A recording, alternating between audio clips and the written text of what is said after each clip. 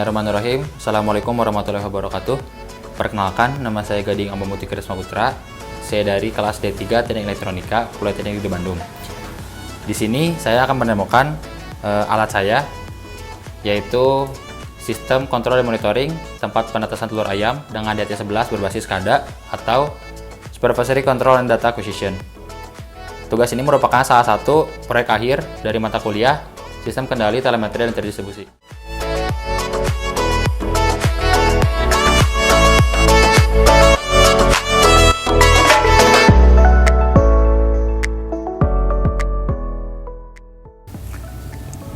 Baik, jadi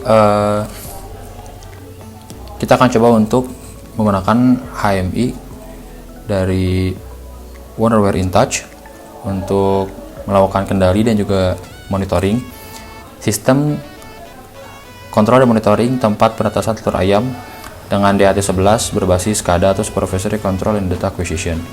Nah, di sini kita akan coba untuk melakukan login dengan sebagai administrator. Kita akan coba terlebih dahulu ya, administrator. Oke, kita masukkan passwordnya.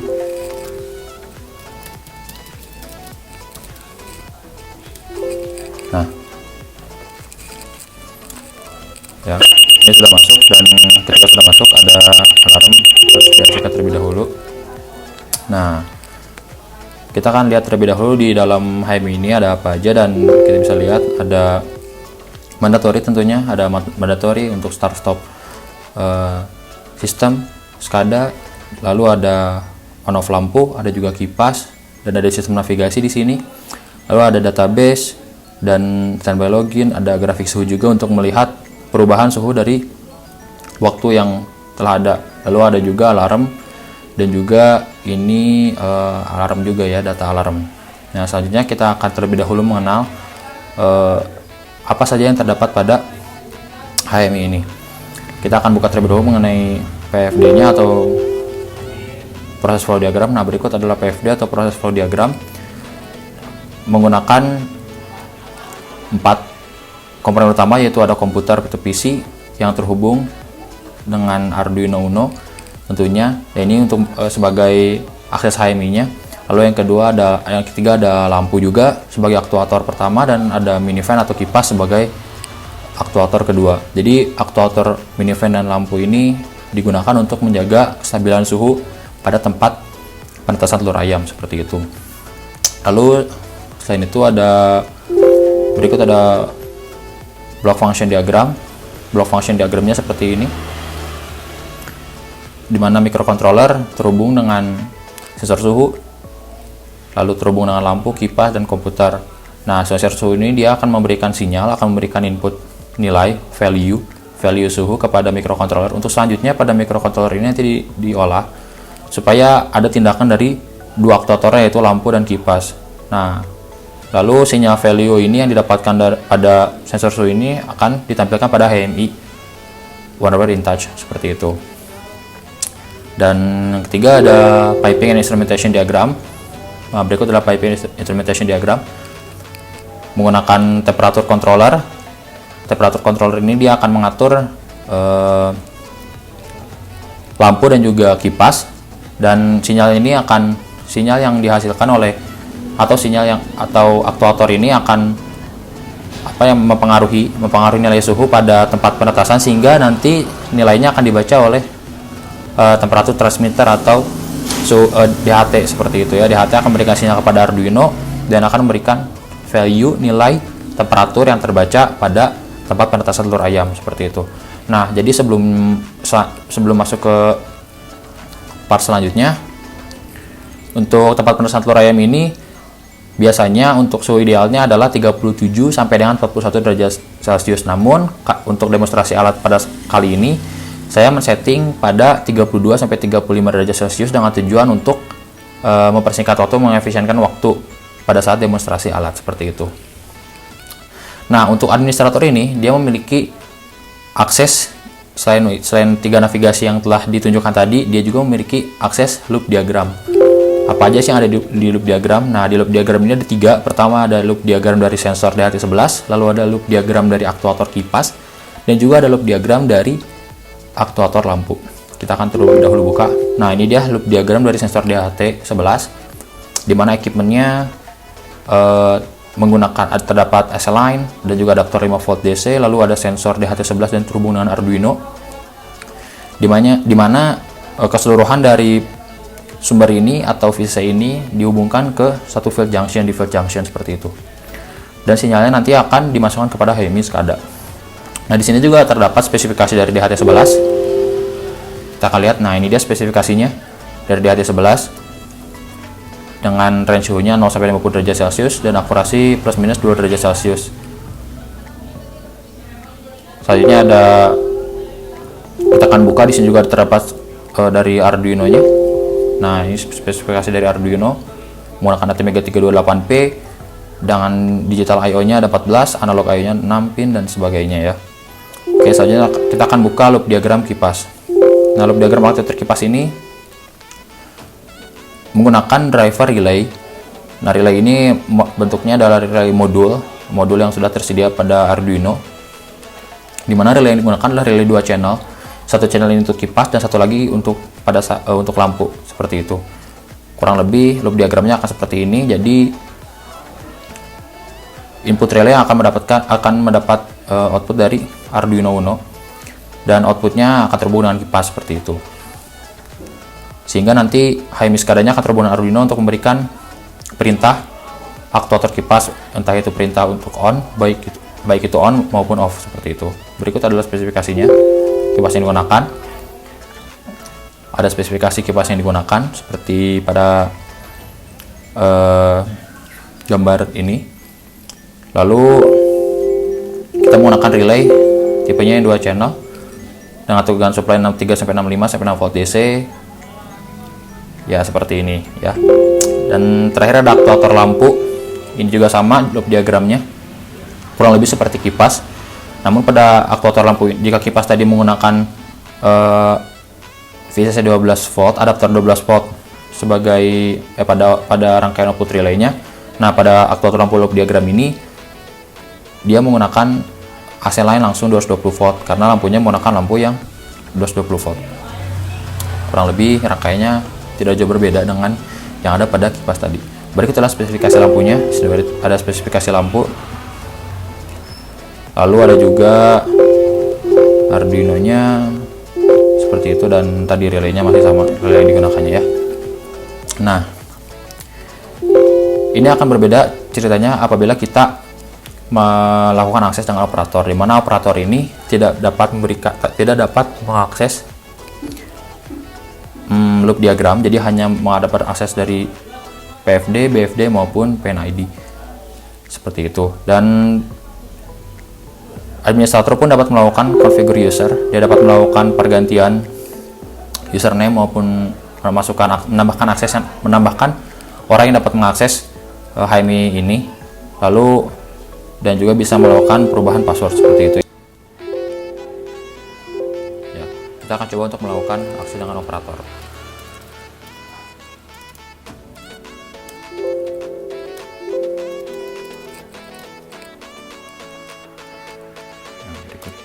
Nah, perbedaannya apa? Apabila menggunakan akses operator, ini dia tidak bisa mengakses loop diagram. Kita bisa dilihat ya, jadi loop diagramnya tidak bisa diakses, dia disable walaupun ini nyala. Namun ketika kita nyalakan PNID yang lain, PNID dapat diakses, BFD dapat diakses, PFD dapat diakses, dan operator pun dapat mengakses mandatory ya. Jadi lampu dan kipasnya ini dapat di on kan ketika mandatorinya dalam keadaan on atau start, seperti itu. Lalu fitur yang tidak didapatkan oleh operator selain itu adalah dia tidak bisa mengakses configure user ya. Jadi dia disable, tapi change password dia bisa kayak gitu. Nah, kita akan coba untuk login menggunakan GES. Kita akan coba dulu GES. Nah, untuk GES ini hanya akses yang dapat diberikan hanyalah block function diagram dan juga standby login dengan username passwordnya di disable dan hanya dapat melihat fungsi diagram seperti itu. Jadi tidak mendapatkan akses lain. Nah, kita lewat lagi. Sekarang kita akan coba lagi untuk melakukan akses dengan administrator ya. Kita tuliskan administrator. Enter, kita masukkan passwordnya. Sudah dilihat. Oke. Nah, akan ada ACK. Nah, ini kita harus ACK terlebih dahulu agar suaranya dapat berhenti. Kenapa? Karena suhunya tadi berada dalam kondisi danger. Nah, tempat penetesan telur ayam yang pada sistem ini yaitu kondisi danger pada saat suhunya di bawah 30 derajat Celcius atau lebih dari 37 derajat Celcius. Sedangkan kondisi warning itu pada rentan di atas 30 sampai dengan 32 derajat Celcius atau 35 sampai 30 derajat Celcius. Nah, untuk kondisi normalnya itu 32 sampai dengan 35 derajat Celcius. Seperti itu. Nah, kita akan coba terlebih dahulu untuk buka dan kita akan coba untuk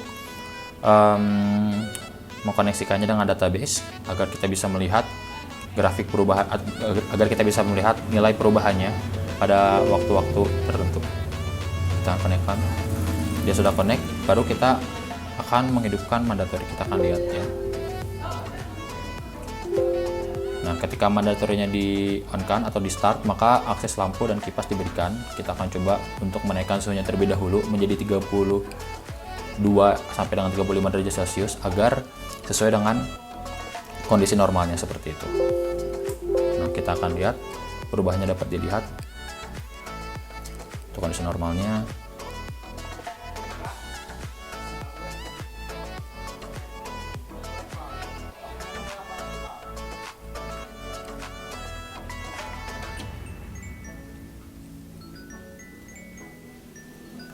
Suhunya mulai naik ke 28,35 derajat Celcius. Kita akan lihat terus. Nah, ini suhunya sudah masuki 29,33 derajat Celcius.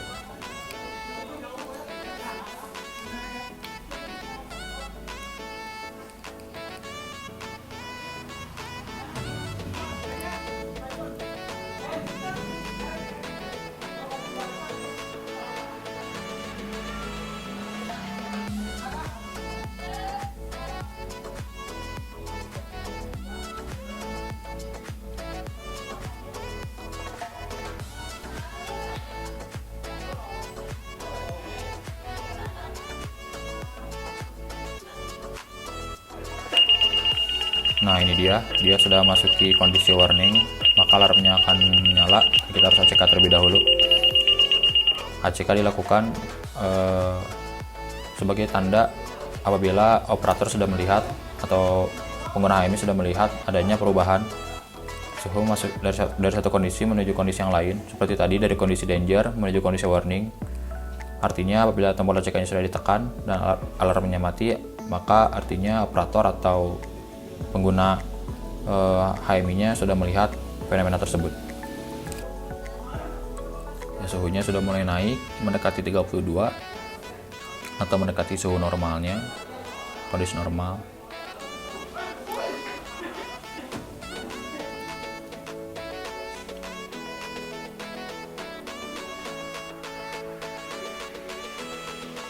Ya, kita bisa lihat bahwa suhunya sudah berada pada kondisi normal, artinya ini adalah kondisi yang ideal untuk tempat penetesan telur seperti itu.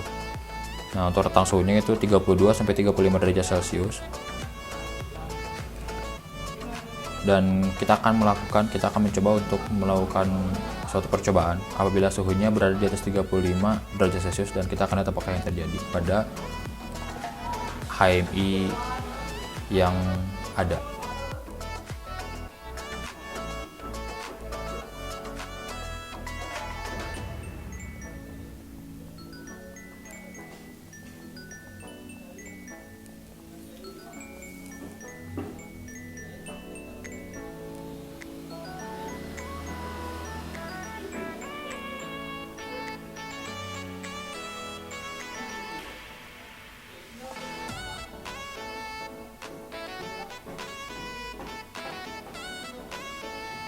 Ya, suhunya sudah mendekati 35 derajat Celcius.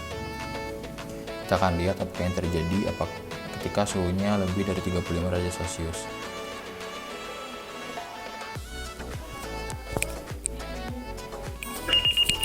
Nah, ini suhunya ketika di atas 35 derajat Celcius, dia akan berikan sinyal alarm warning. Kita harus tekan tombol ACK-nya. Nah, artinya ketika di atas 35 derajat Celcius, kondisinya adalah warning. Dan ketika suhunya di atas 37 derajat Celcius, dia itu akan berada dalam kondisi danger, seperti itu. Karena sudah dalam kondisi warning, kita harus kembalikan pada kondisi normal. Maka yang harus dilakukan adalah untuk mematikan lampunya dan juga menyalakan kipasnya untuk menjaga atau menurunkan suhunya supaya suhunya kembali pada batas normal, seperti itu. Kita matikan terlebih dahulu lampunya. Akan ada di sini verifikasi apakah ingin menyalakan atau mematikan. Kita akan mematikan lampunya, di off. Kita akan menyalakan kipasnya. Kita konfirmasi juga apakah ingin di on kan atau di off kan. Kita on kan kipasnya, dan kipasnya akan on untuk menurunkan suhunya. Kita lihat apa yang terjadi apabila kipasnya kita on kan.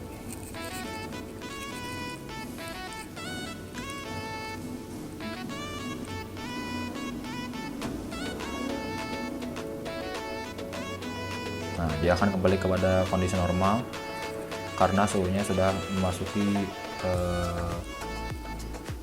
range 32 sampai dengan 35 derajat Celcius. Suhu yang terbaca saat ini ada 34,21 derajat Celcius, di mana ini merupakan suhu dalam kondisi normal, seperti itu. Dan ini dilakukan secara terus-menerus, artinya HM ini digunakan untuk melakukan kontrol atau kendali untuk menyalakan kipas dan juga menyalakan lampu, seperti itu. Ya, ini dia sudah ada alarm peringatan. Kita akan ACK.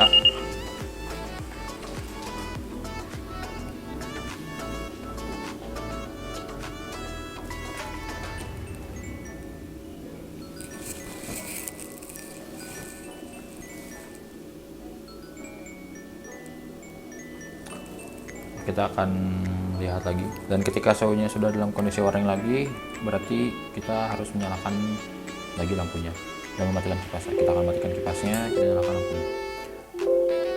Nah, kurang lebih untuk sistem yang dirancang ada seperti itu. Kontrol monitoring suhu tanpa penetrasi telur ayam di atas 11 berbasis SCADA.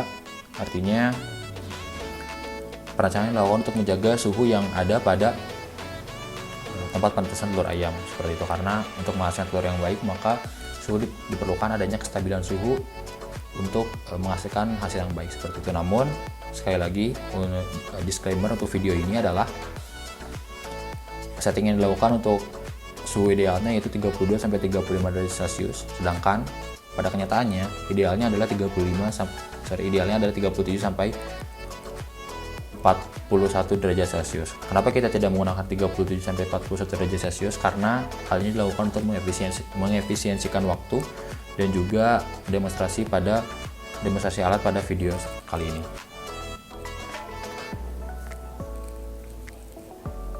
Sekarang kita akan lihat, kita akan disconnect database-nya. Kita akan lihat pada database hasil yang terbaca. Kita akan disconnect terlebih dahulu, dan kita akan diamkan sistemnya. Kita buka. Nah, ini adalah suhunya, bisa dilihat. Untuk suhunya kita akan lihat tercatat pada pukul 14.43, 14.43, 14.43, 14.46. Ya, ini suhu yang terbaca saat kita tadi mencoba untuk mengkonekkan.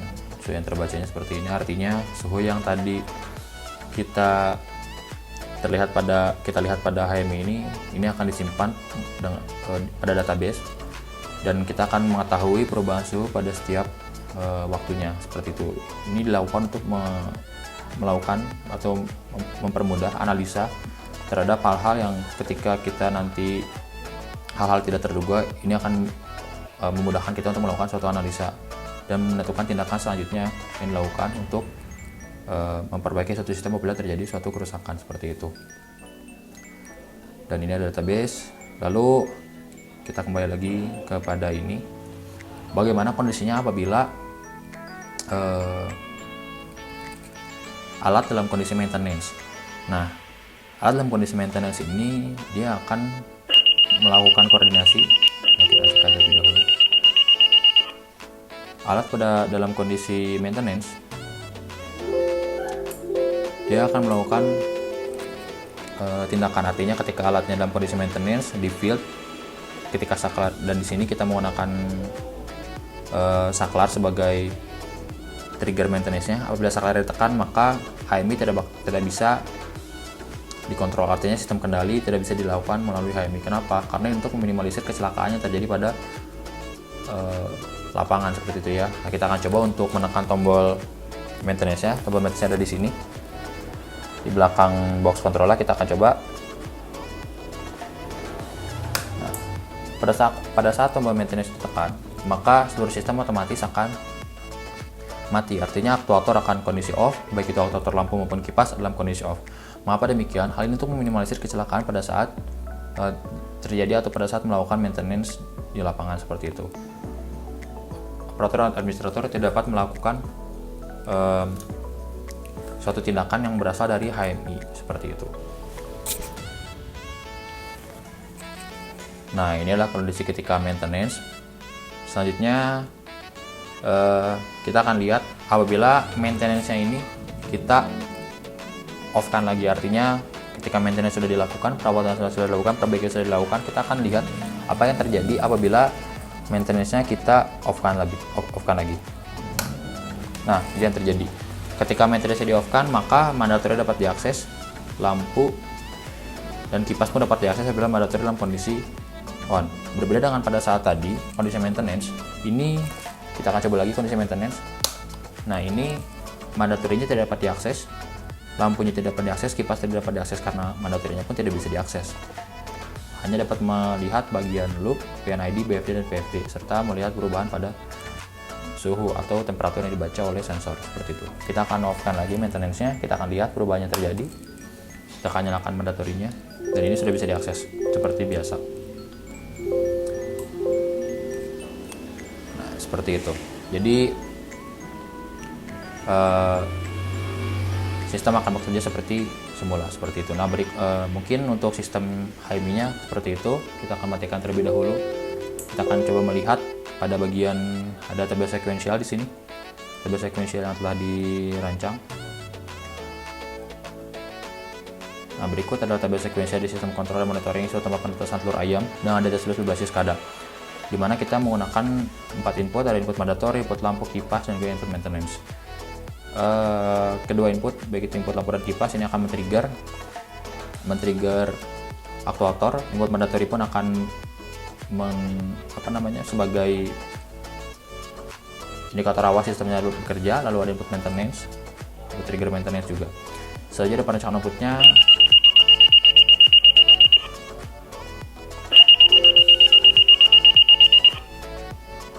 Oke, kita akan logout terlebih dahulu sistemnya.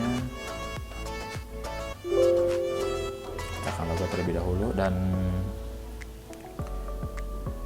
nah, berikut ada tabel sekuensial perancangan outputnya. Kita menggunakan indikator untuk perancangan outputnya. Kita di sini menggunakan indikator mandatori, ada indikator mandatorinya, ada on off juga, lalu ada indikator lampu, ada digital output yang kita gunakan pada Arduino, lalu ada lamp action, dan ini adalah kondisi stepnya.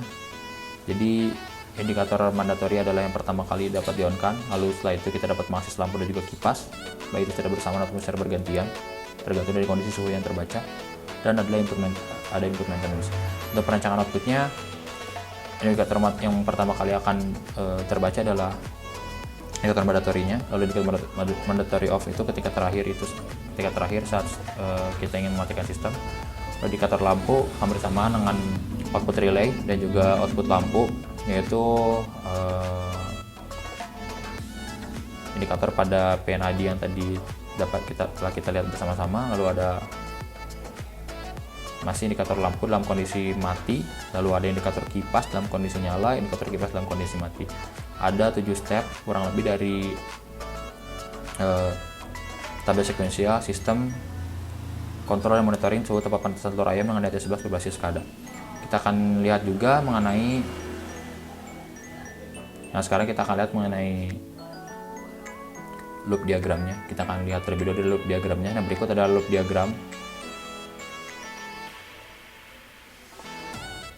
Nah, berikut adalah loop diagram dari sensor DAT11. Loop diagramnya seperti pada gambar yang telah dilihat. Loop diagram seperti ini terdiri dari DHT11 Arduino yang terhubung dengan Arduino Uno, lalu terhubung dengan field junction untuk menghubungkan dengan VCC dan juga ground seperti itu. Menggunakan sumber AC line 220 volt dan juga adapter 5 volt DC untuk merubah 220 volt menjadi sinyal DC 5 volt DC. Dan sinyal dari DHT11 ini adalah berbentuk sinyal analog, artinya nilainya berubah-ubah, dan ini akan sinyal ini akan kita masukkan kepada HMI SCADA sebagai value temperatur, sebagai nilai besaran suhu yang terbaca oleh sensor. Selanjutnya adalah loop diagram dari lampu. Nah, berikut ada loop diagram dari lampu menggunakan relay, modul relay yang sebenarnya relaynya di 2 channel, namun di sini lampu menggunakan 1 channel dan 1 channel lagi digunakan untuk kipas. Nah, lampu ini menggunakan sumber rangkaian outputnya ini terhubung dengan relay, lampu, dan juga rangkaian atau dengan sumber AC 220 volt AC seperti itu. Dan 5 volt AC ini digunakan untuk supply dari Arduino Uno, dan input dari relay ini berasal dari output digital output dari Arduino Uno.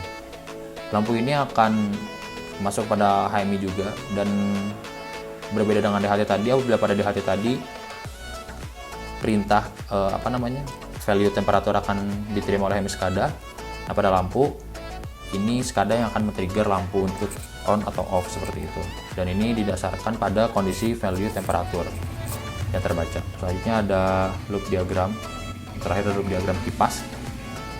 Loop diagram kipas ini berbeda dari loop diagram lampu dari segi VCC-nya, karena pada rangkaian output relay-nya menggunakan adaptor 12 volt DC, berbeda dengan lampu yang tadi menggunakan adaptor menggunakan langsung 220 volt AC. Namun secara rangkaian yang lainnya mungkin akan sama, karena input relay berasal dari Arduino dan terhubung dengan field junction itu untuk supply seperti itu. Nah, untuk kipas juga sama seperti lampu, dia ini di-trigger oleh HMI SCADA seperti itu ya. Dan kita akan lihat SFD-nya atau state flow diagram system. Nah, berikut ada state flow diagram dari sistem. Ini adalah sistem secara keseluruhan state flow diagramnya. Sistem kontrol monitoring suatu tempat penelusuran telur ayam dengan data suhu berbasis SCADA. State flow diagram system, dan ini adalah keseluruhan. Kita akan lihat dari ketika kita akan mulai, artinya runtime 1. Ini main login. Nanti main login ini ada 2 kondisi, dia bisa tidak jadi melakukan login atau cancel, maka dia akan kembali ke halamannya atau tetap di halamannya. Ketika melakukan shutdown berarti runtime 0, artinya dia akan meng-close halaman Windows. Ketika dia melakukan konfigurasi, yang pertama adalah apabila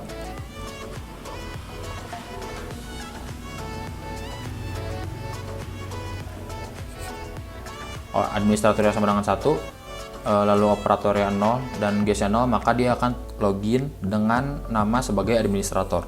Nah, ini juga berlaku apabila administratornya sama dengan 0 dan operatornya 1, guestnya 0, maka dia akan login sebagai operator. Begitupun dengan guest, ketika guestnya 1, administratornya 0 dan juga operator 0, maka dia akan login sebagai guest. Dan ini tergantung dari username dan password yang telah dimasukkan.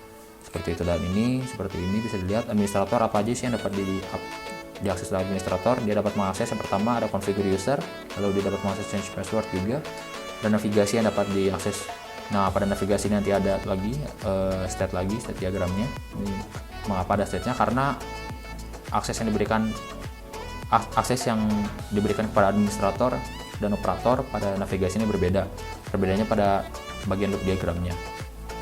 Administrator juga dapat mengakses start stop aksesnya apabila start stop dalam kondisi 1, lalu alarm juga dapat men-trigger alarm juga, dan dapat logout pada standby login kayak gitu. Operator pun sama, dapat mengakses change password dan juga dapat men-trigger alarm ataupun logout pada standby login ataupun melakukan login pada standby login. Dan untuk guest sendiri, dia hanya dapat mendapatkan akses yaitu BFD, block flow diagram, seperti yang tadi sudah kita lihat pada simulasi, dan dapat melakukan logout. Selanjutnya ada SFD dari atau state flow diagram dari administrator. Nah, berikut state flow diagram dari administrator. Ini dia, ada mandatory, dapat mengakses mandatory ini dapat mengakses kipas dan juga lampu, dan ini akan mempengaruhi nilai suhu atau dapat men-trigger nilai suhu. Ketika sensor ada menang 1, maka value suhu dapat terlihat. Begitupun mandatory pun akan dapat mempengaruhi nilai maintenance dan dapat dipengaruhi oleh nilai maintenance. Artinya ketika maintenance dalam kondisi 1, maka mandatory-nya akan sama dengan 0, dan ketika mandatory sama 0, maka kipas dan lampu tidak dapat diakses. Apabila maintenance dalam kondisi 0, maka mandatory dapat diakses sehingga kipas dan lampu pun dapat diakses.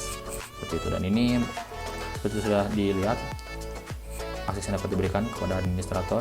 Selanjutnya ada set flow diagram dari operator, kita akan lihat.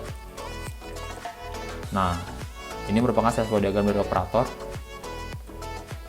Apa saja yang dapat diakses? Kurang lebih akses yang diberikannya sama, yaitu mandatory, lampu, kipas, value sudah, dan maintenance. Perbedaannya pada di mana? Perbedaannya ada pada navigasi, ya, dan juga configure user. Pada operator ini dia tidak dapat mengakses configure user. Artinya hanya dapat melakukan perubahan password atau pergantian password tanpa bisa melakukan penambahan atau pengurangan aksesor HMI seperti itu operator. Ini untuk selanjutnya adalah set flow diagram untuk alarm. Nah, berikut adalah set flow diagram untuk berikutnya ada set flow diagram untuk navigasi. Nah, untuk set flow diagram untuk navigasi itu seperti ini. Jadi navigasi di dalamnya terdapat ada BFD, PFD, PNID, dan juga loop diagram. Mengapa ada set flow diagram navigasi? Karena akses yang diberikan kepada administrator, operator, maupun guest mengenai navigasi ini ketiganya memiliki akses yang berbeda-beda. Artinya apabila administrator dapat mengakses keempat-empatnya, baik itu BFD, PFD, PNID, dan juga loop diagram. Namun untuk operator ini tidak bisa mengakses loop diagram, jadi hanya dapat mengakses BFD, PFD, dan PNID. Seperti itu. Dan untuk set flow diagramnya seperti ini. BFD dan PFD, PNID bisa saling mengakses. Dan untuk loop diagram ini dapat diakses apabila administrator dalam kondisi 1 atau loop diagram kondisi 1. Administrator dalam kondisi 1 artinya hanya administrator yang dapat mengakses loop diagram. Untuk guest hanya dapat mengakses BFD saja, dan juga operator hanya dapat mengakses BFD, PFD, dan PNID. Selanjutnya ada selanjutnya loop diagram. Namun pada saat simulasi, untuk mempersingkat waktu, mengefisiensikan waktu, maka kita menggunakan suhu ideal 32 sampai 35 derajat Celcius, sehingga SFD-nya atau set flow diagramnya seperti ini.